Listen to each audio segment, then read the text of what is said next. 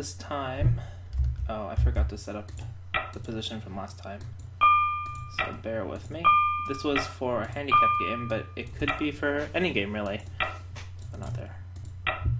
And the question is, the question is, after this, where should black play?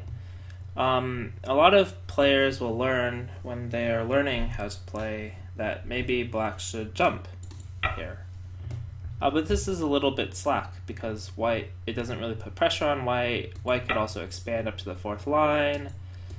It would be better, and this is the move that you should play, is press here. This press is really strong because if white just extends, then black's going to increase his influence, or her influence.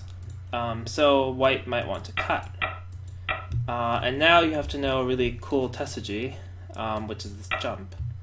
If white takes the stone, you can sacrifice a stone. And now you can actually do the same tessage again, here.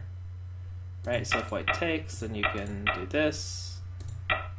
It's kind of the same thing over and over again. And of course, if this goes on for the whole board, black will be amazing, right? You have a whole huge wall, so white doesn't want to do that.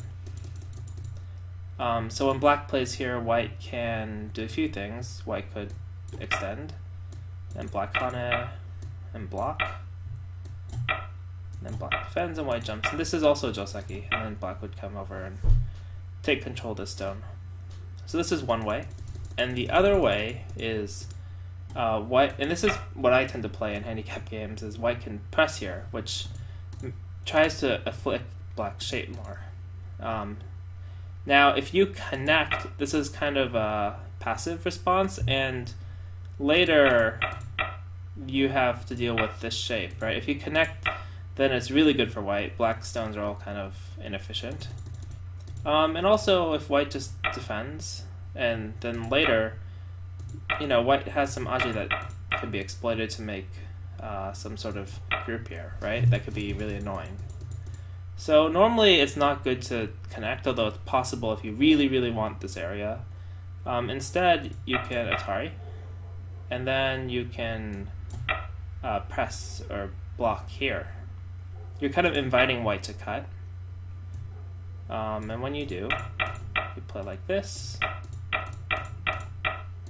And now you have this amazingly strong wall on the outside. You just sacrifice 3 stones. And of course, you know, white could go this way, and you still just take these 2 stones. Probably can turn first. Yeah. So that was last time's problem. This time I'm going to give you a bit more realistic problem. Let's say the opening is like this. This is very, very common opening. I saw a video that Yunsuan did talking about why this connection isn't played much, but he focused on when black answers here. But what about if black answers here? And black comes here. How should white respond? Of course, I don't think this is, I mean, it's playable, but it's not great for a few reasons for white. But the question is, in this position, what should white play next?